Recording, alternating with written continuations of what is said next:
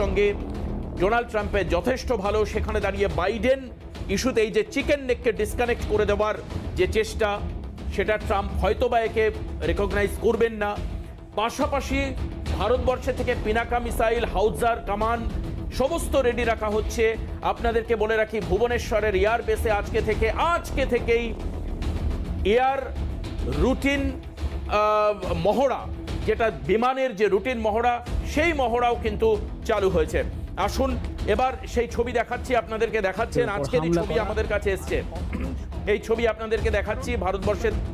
ভারতীয় ক্ষেপণাস্ত্র প্রস্তুত, ভারতীয় ক্ষেপণাস্ত্র ট্রায়াল S-400 নামক যে ক্ষেপণাস্ত্র, সেই ক্ষেপণাস্ত্র উৎক্ষেপণ পরীক্ষামূলক যে উৎক্ষেপণ সেইটা করা হচ্ছে। সঙ্গে সঙ্গে কিন্তু ভারতবর্ষের তরফ থেকেও প্রস্তুত ভারতীয় একাধিক ক্ষেপণাস্ত্র এবং সেনাবাহিনী। আপনাদেরকে জানিয়ে রাখবো, 35,000 সেনা, 35,000 ভারতীয় মিলিটারি, তাদেরকে সীমান্তবর্তী এলাকা, আসাম লাগোয়া বর্ডার, চট্টগ্রাম লাগোয়া অংশে একাধিক জায়গায় তাদেরকে কিন্তু মোতায়েন করা শুরু হয়ে গিয়েছে অলরেডি। 35,000 অলরেডি মোতায়েন হয়ে গিয়েছে, আপনাদেরকে বলে রাখছি। এটা এই যে প্রিপারেশনের কথা আমরা বলছিলাম এবং চিকেন নেককে ডিসকানেক্ট করে দেওয়া, চমকে যাবেন। এই লালমনির হাট বলে একটি জায়গা আছে। এই লালমনির হাট যেই জায়গাটায় অত্যন্ত পাহাড় সংকুল এবং প্রতিকূল একটা পরিস্থিতি, তিস্তা নদী আছে, তার পাশে পাহাড় আছে, জঙ্গল আছে, গভীর জঙ্গল।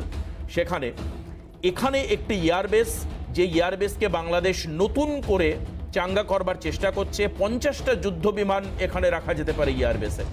এই যে পরিস্থিতি তৈরি হয়েছে, সঙ্গে সঙ্গে পাকিস্তানের Shaheen ballistic missile, Babur cruise missile, 900 kilometre পাল্লা সম্পন্ন, যেটা পাকিস্তান থেকে বাংলাদেশ আনবে বলছে বা এনেছে হয়তোবা।